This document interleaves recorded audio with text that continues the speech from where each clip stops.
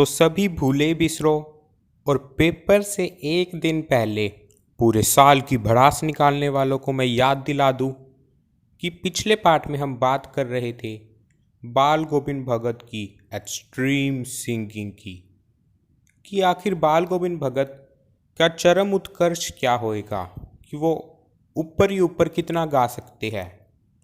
तो वो बताने से पहले तुम्हें मैं लेके चलता हूँ फ्लैश बैक में। तो चलो फ्लैशबैक में चलकर देखते हैं कि बाल गोविंद भगत की चरम उत्कर्ष सिंगिंग कब पहुंचेगी। तुम्हें याद तो होगा ही कि मैंने फर्स्ट पार्ट में तुम्हें बाल गोविंद भगत के इकलौते बेटे के बारे में बताया था, तो पहले उसके बारे में थोड़ा और जान लो। तो बाल गोविंद भगत का इकलौता बेटा कुछ सुस्त और बोदा सा था, मतलब मेंटली थोड़ा अनस्टेबल था, थोड़ा आईक्यू लो कह सकते हैं।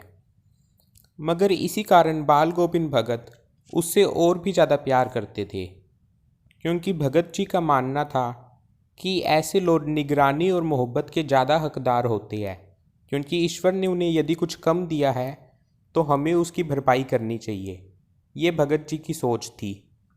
इसीलिए उन्होंने बहुत ही चाव से और बहुत खुशी से उसकी शादी कराई थी। ओम मंगलम भगवान विष्णु सूर्यकोटि नमस्प्रभा निर्विघ्न कुंडलीकाक्षय। हो गया, बस शादी कंप्लीट। तो पतोहू के बारे में जान लो। लेखक कहते हैं कि बाल गोविंद भगत की पतोहू यानी उनकी बहू भी बहुत सुशील और सुभग मिल गई थी, यानी काफ़ी अच्छी बहू मिल गई थी उन्हें। पूरी ड्राय प्रबंधिका थी और भगत जी को बहुत कुछ दुनियादारी से उसने मुक्त कर दिया था। पूरे घर का सारा जिम्मेदारी उसने अपने ऊपर उठा ली थी। तो चलो वापस प्रेजेंट टाइम में चलते हैं। तो अब सीन ये चल रहा है कि बाल गोविंद भगत के बेटे की मौत हो गई और यह सुनकर लेखक और गांव के कुछ लोग वहां उनके घर पहुंचते हैं। घर पहुंचकर देखते हैं कि बाल गोविंद भगत ने अपने बेटे को एक चटाई पर लेटाया हुआ है, मतलब उसके मृत शरीर को, और उसके ऊपर सिरहाने पर एक चिराग जलाया हुआ है।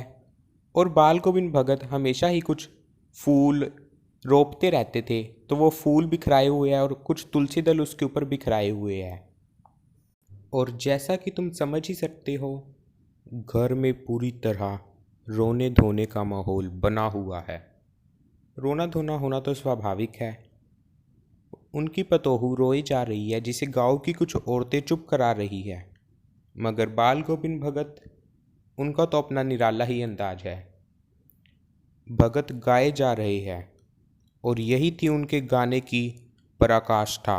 उनकी एक्सट्रीम सिंगिंग जिसकी हम बात कर रहे थे, वो आज लोगों को देखने को मिली जब उनका बेटा मर गया।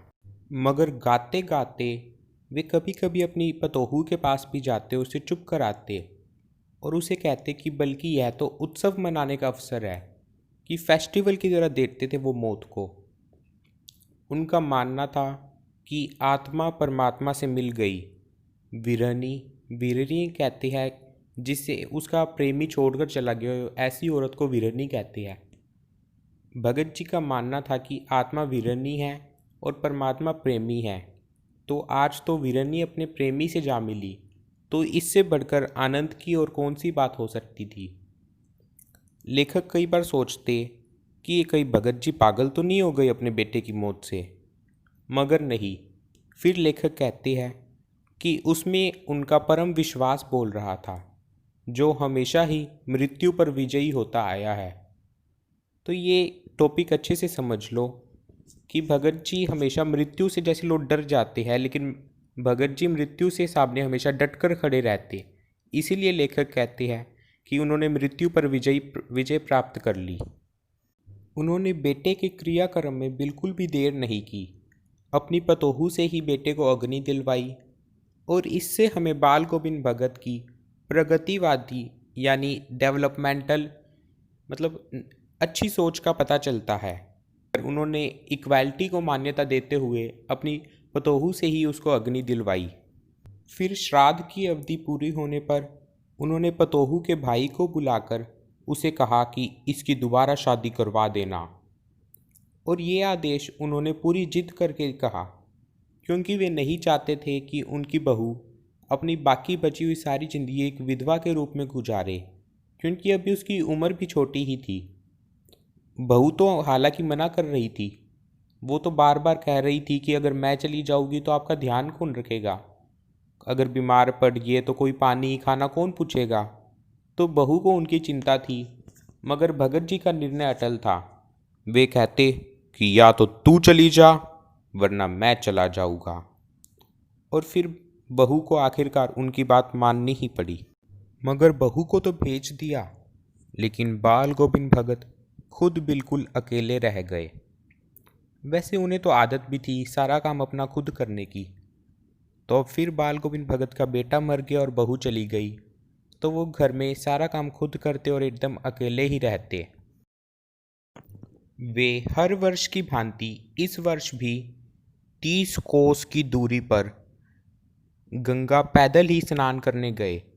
वैसे स्नान करना तो एक बहाना था, असल में तो उन्हें संतों से मिलना और लोक दर्शन करना पसंद था। उनके उसूल भी बड़े अजीब थे। वे अपने उसूलों के पक्के ना ही किसी से सहारा लेते और ना ही कुछ खाने के लिए लेते। तो इसलिए इस 4-5 दिन की लंबी यात्रा में घर से खाकर चलते तो फिर घर आकर ही खाते। इतने दिन सिर्फ पानी पीकर अपना गुजारा चलाते। वैसे यार कोई मजाक की बात नहीं है 4-5 दिन भूखा रहना। मुझे याद है एक बार मैं और मेरे दोस्त क्लास में पूरा एक पीरियड भूखा रहे थे। तो मेरे दोस्त ने खाने के गाने गा गा के जो मुझे उस दिन पकाया, मैंने उस दिन के बाद से कभी उसे पीरियड में भूखा नहीं रहने दिया। और जिन्हें लग रहा है कि ये स्टोरी सच है तो यार बड़े नादान हो तुम। तो चलो वापस चैप्टर पे आते हैं।